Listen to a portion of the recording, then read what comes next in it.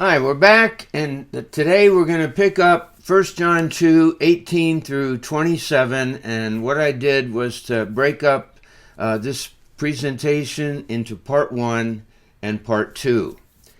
And I titled this Trouble in 1 John, in that we are dealing in this paragraph with the issue of the Antichrist and Antichrists, and the departure of the Antichrists, plural, from the community, and they had left much devastation in their departure and a lot of confusion for the believers. So let's get started here. All right, first verse 18, Paideia, little ones, eschaté hora estin, it is the last hour. And just as you heard, akousate, first aorist, active indicative, second person plural, that Antichrist is coming. Now, I would regard this as a futuristic present, that is about to come or will come. And my reason for doing so is because in the next line we have nun, now. So that has to do with the present time. Many antichrists, and here we have the plural, geganasin, have arisen. Perfect, active indicative, third person plural. And then the last portion of verse 8, hathen, from which we know that it is the last hour.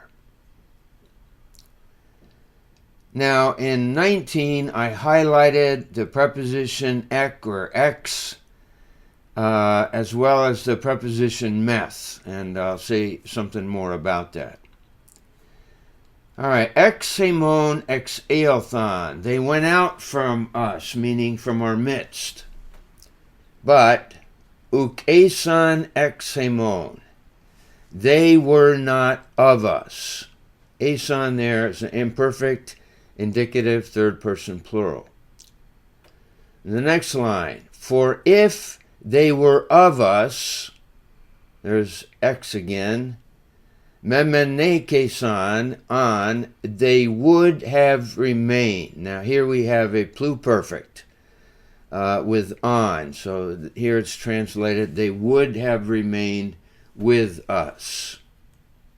But now, I added in the verb exeothon because it's needed.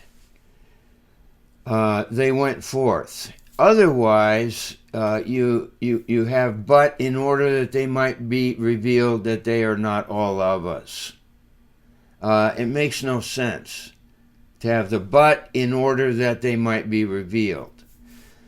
And so what I did was I carried forward the verb that we have right here. They went forth, went out from our midst, in order that they might be made manifest or revealed that they are not all of us. Now, phanerothosin, this is an aorist passive subjunctive, third person plural.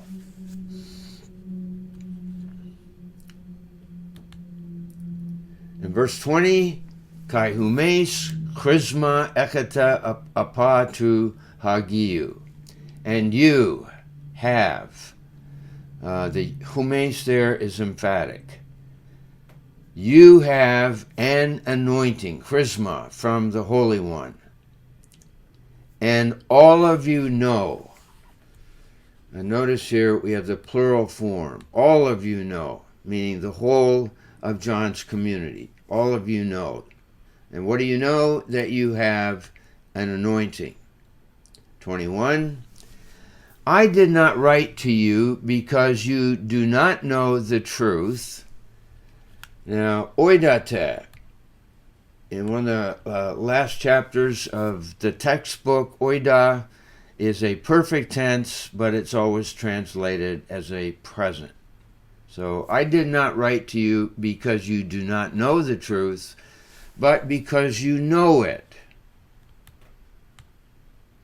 and that every lie is not from the truth. In verse 22, who is the liar? Sustes, liar.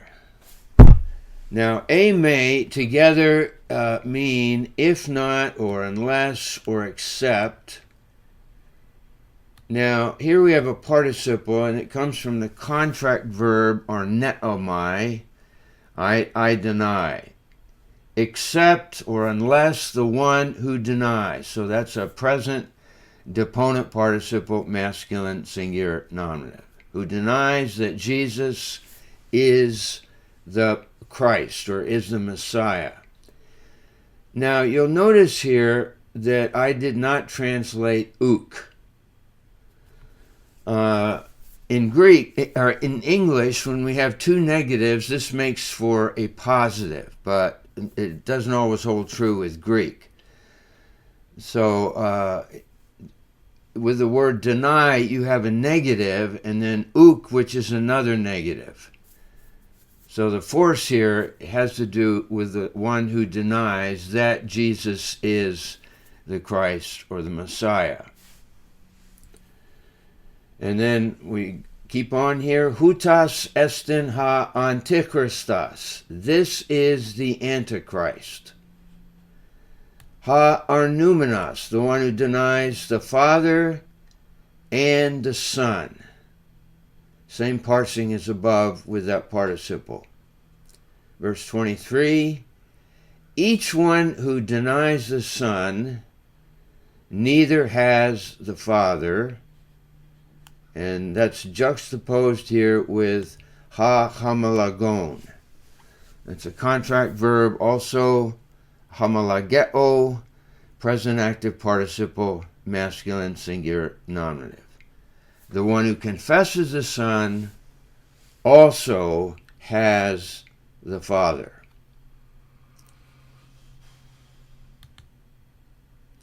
Now, in the opening verse in 2:18, we have what's used here or spoken of as a chiasm.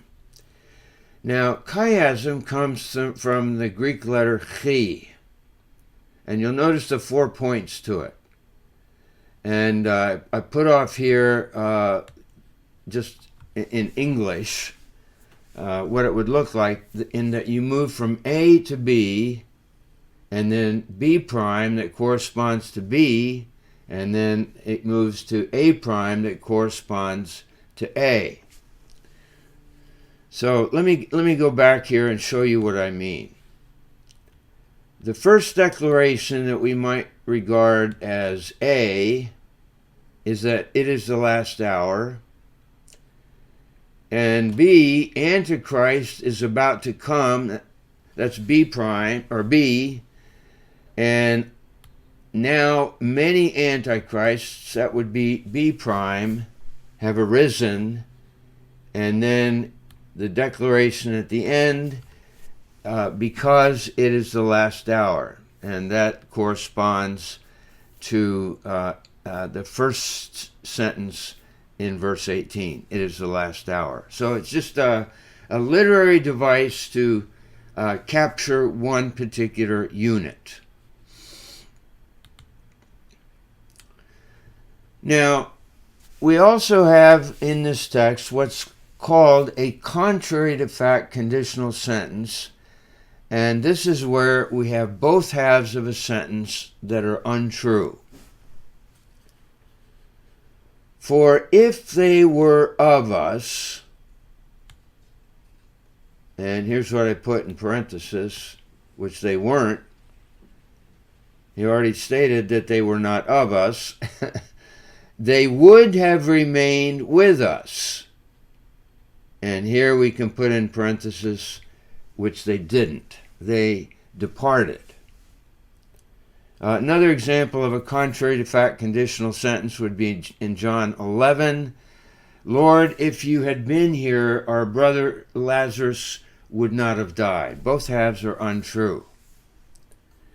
Now, the lexicon helps us here with different meanings of the preposition ek. Ek meaning of persons and things with whom a connection is severed. But notice B here, use of ek to denote origin or membership, and this would have to do with a family, race, city, or people, and in this case, it would be the community of faith. So let's just go back and look at the text. They went out from our midst, meaning a connection is severed.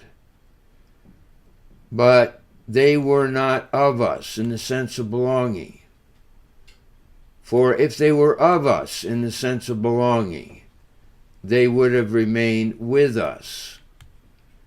But they went out in order that they might be revealed that they are not all of us. And here it has to do with common shared life membership in the community.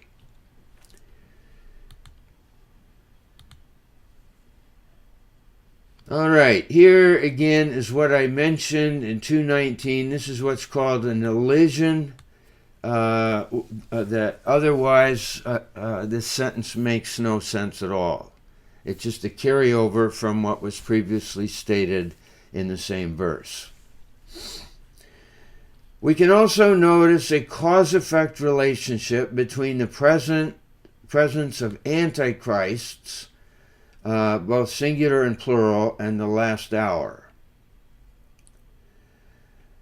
Now, I draw attention here to the chrio word family. Chrio means I anoint. We have the word Christos, comes from this, Christ or an anointed one, the Messiah of Jewish hope. Antichristos, Antichrist, and this builds on the preposition anti, that means against or instead of, or in the place of. And anti is used in a couple ways similar to this in the Greek New Testament. And then finally, we have the noun charisma, the anointing. And all of those really belong to the same word family. We can notice a purpose statement here with the red flag word for the subjunctive mood, hina, in order that. So they went out from our midst. Here's where I said we have elision. It's meant to be supplied. In order that they might be revealed or made manifest that they are not all of us. And here I just make the comment here of the staying power of the believer. In this case, the antichrists that had left the community gave no evidence of a staying power.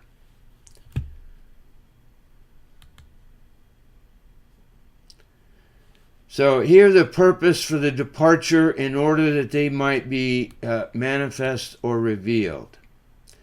Now, I also think it's important to note here a continuity of verbs expresses what the community knows already. First of all, you heard. First aorist active indicative, second person plural. We know. Oidata, you know. And finally, ekata, you have an anointing one. And we can also speak here about the affirmation at the end. This one has the Father, or enjoys or possesses the Father. So I laid this final slide out here just to show the difference between the two groups. Here we have the Antichrists who deny and that is linked up with what they don't have. We have Ha Arnumenos, the one who denies that Jesus is the Christ. This will look later to chapter 4, where this also has to do with the denial of a real incarnation. Down here we have the one who denies the Father and also the one who denies the Son. And the final statement here, neither has the Father. Now, this is juxtaposed with the one who confesses the Son and the positive statement, has the Father. All right, we'll pick up after you've had a chance to work with the rest of this paragraph having to do with trouble in the Johannine community.